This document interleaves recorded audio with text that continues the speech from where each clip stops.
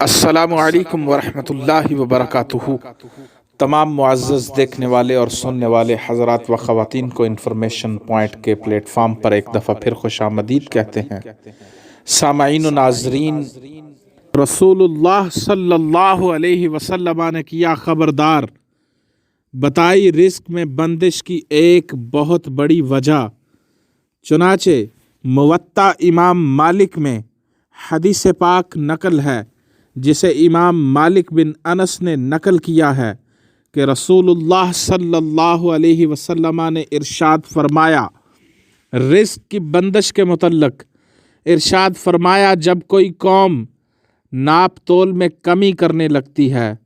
تو ان سے روزی منقطع کر دی جاتی ہے۔ امام مالک بن انس نے موطا امام مالک میں حدیث روایت کی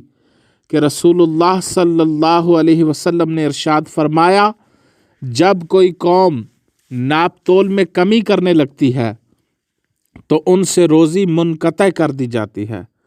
یعنی ایسی قوم جو کم تولتی ہے، کم پیمانہ دیتی ہے، کم تولتی ہے، تو ایسی قوم سے رزق جو ہے وہ کاٹ لیا جاتا ہے، منقطع کر دیا جاتا ہے، رزق میں بندش ہو جاتی ہے۔